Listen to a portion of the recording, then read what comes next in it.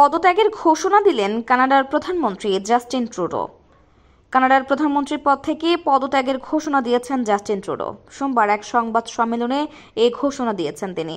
Justin Trudeau বলেছেন, দল নতুন নেতা নির্বাচন করার পর দলীয় প্রধান ও প্রধানমন্ত্রীর পদ থেকে ইস্তফা দেবেন তিনি। লিবারেল পার্টি নেতা ট্রুডো 9 বছর ধরে কানাডার প্রধানমন্ত্রী হিসেবে দায়িত্ব পালন করছেন। সংবাদ সম্মেলনে ট্রুডো বলেছেন, নিজের পরিবারের সদস্যদের সঙ্গে দীর্ঘ আলোচনার পর তিনি পদত্যাগের সিদ্ধান্ত নিয়েছেন। তার সফলতার পেছনে পরিবারের ভূমিকা রয়েছে। গতরাতে নৈশভোজের সময় সন্তানদের কাছে তিনি পদত্যাগের সিদ্ধান্ত জানান। কানাডার রাজধানী অটোয়ায় এ সংবাদ সম্মেলনে সাংবাদিকদের প্রশ্নের জবাবে ট্রুডো বলেন, কয়েক মাস ধরে বাধার কারণে পার্লামেন্ট পুরোপুরি অচল হয়ে আছে। একই সঙ্গে কয়েক মাস ধরে উৎপাদনশীলতার ঘাটতি রয়ে গেছে। তিনি বলেন, এখন নতুন করে শুরু করার সময়। কানাডার রাজনীতিতে উত্তাপ কমিয়ে আনার জন্য তা দরকার।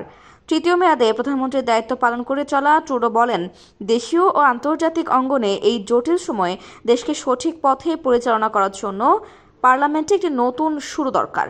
আগামী 24 মার্চ পর্যন্ত পার্লামেন্ট অধিবেশন মুলতবি ঘোষণা করেছেন তিনি। সে পর্যন্ত লিবারেল পার্টির নতুন নেতা নির্বাচন করা হবে।